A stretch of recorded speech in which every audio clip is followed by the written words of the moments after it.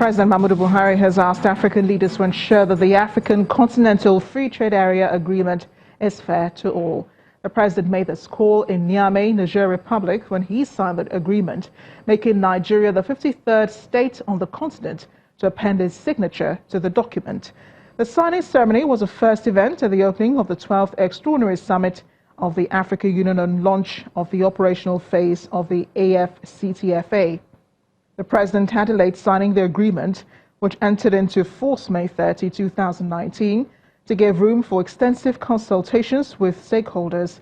In his remarks shortly after signing the agreement, the president declared that Nigeria's commitment to trade and African integration has never been in doubt, nor was it ever under threat.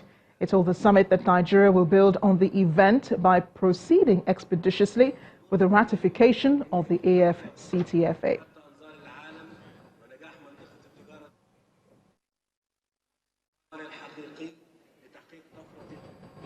Joining me now on the News at 10 to discuss the implication of the CFTA for Nigeria is Chief Executive Officer for National Derivatives Company and economist Bismarck Rwani. Mr. Rwani, thank you for joining us on the News at 10. So the president finally signs Nigeria onto the AFCTFA. What does this entail for Nigeria? First of all, it's the world's largest free trade area. We have 1.2 billion people, and we have GDP of $2.5 trillion. So for Nigeria and South Africa, who are the largest economies, it's a big deal. Regional integration and free markets actually always leads to higher growth, more rapid growth, and impact on the people. So, but we're going to reduce 90% of the tariffs by the year 2022. So where does Nigeria stand relative to Africa right now? Nigeria has 31% of the GDP. Actually, Nigeria has 31% of the exports of Africa. Nigeria has a population of 200 million compared to the 1.2 billion. And Nigeria is having an inflation rate of 11.4% compared to African inflation rate of 8.5%. Now, Nigeria's GDP is 21.4% of the total GDP of Africa, which is $2.5 trillion. And South Africa is the next, it's 16%. These two economies are actually underperforming the African average. Nigeria has grown at 2%, whilst South Africa is actually a negative growth. Basically, what this means is that Nigeria, like Germany and Netherlands and France in Europe, are going to benefit from the economies of scale and the localization of industry. Now, which are the industries that are going to benefit most from this? One, refineries. Right now, Nigeria's Dangote's refinery is going to be able to produce 500,000 barrels of oil a day, and the petrochemical plant. By the time we get up to speed, we will be the hub for refining for the whole of West Africa and Central Africa. Cement, another sector where Nigeria is competitive. Food processing, you will find that companies like Nestle and all the food processors are going to be able to actually scale up here and produce here rather than producing in every African country. They produce in one big country, create jobs there, and move these things across. Brewing, minerals, and banking and aviation. Nigerian banks are already been told to actually scale up their capital so that they can compete, and of course aviation. The negative side is an industry like auto manufacturing, where Nigeria, in spite of the high duty and high price of cars, Nigerians have not been able to benefit from this. I suspect that we are going to have to comply by bringing down our tariffs on cars, and cars will be cheaper for Nigerians. So it does seem like the advantages outweigh the disadvantages. Absolutely. So why was it so difficult to sign this in the first place, and why were we shying away from putting pen to paper? I think it's out of ignorance, and an objection is a request for further information. So the president and the executive team were saying, look, let's consult. They didn't want to go ahead and just do it, and then people accuse them of being high-handed. So it was carrying everybody along. The only country that has not signed this thing is Eritrea, but Eritrea is because of some other things. But the fact that Nigeria signed, the biggest economy in Africa, it's a big, big deal. How will it affect people? Now, one, for the economy, we will see more rapid growth. we'll see greater opportunities, we'll be competitive. Nigeria's economic destiny has always been shaped by involuntary action, by exogenous rather than endogenous. If we wait for us to do it internally, we'll never get anywhere. So now this is going to force us to be competitive.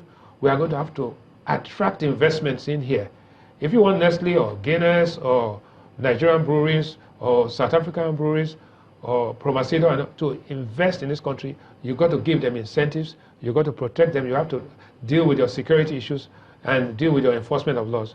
When you do that, you find that your manufacturing sector will be competitive, unemployment will reduce, inflation, because output has increased, will actually come down. But one thing though, that trade is always followed by currency adjustments. You cannot go into a free trade agreement without having some reform of your currency markets. So I would suspect that Nigeria, the French-speaking countries, will have to now head towards a common currency. As you've mentioned, a common currency, I know that ECOWAS is working towards a common currency. Yes. So will that also be affected by the CTFA? Well, it should accelerate it, but the fact that the ECOWAS says that they will have a common currency by the year 2020 is not going to happen. It takes years. So first of all, you have a custom union, followed by a free trade, followed by a free movement, and then before you have a currency. But to have a currency, you now they have what they call convergence criteria. You cannot have Ghana having 10% fiscal deficit to GDP ratio and Nigeria having 3.5%. You know, they have to come to some kind of equilibrium before they do it. But more important that because of this, our import duty contribution to our revenues will come down because duties will come down. Excise duty will have to reduce. But what you're going to have is more jobs, greater compliance, and you know, let's say by the year 2022, it's not going to happen overnight.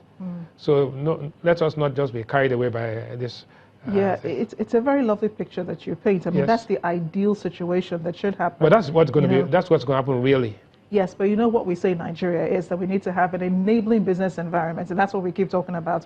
We don't seem to. This will force you to do it, because if you don't do it, everybody will go, look, you just go to Cotonou or Lome and produce them and bring it to Nigeria. You mean we will have stable power supply? We'll be forced to have stable power supply. You'll be forced to do it. Forced to have all the other infrastructure necessary.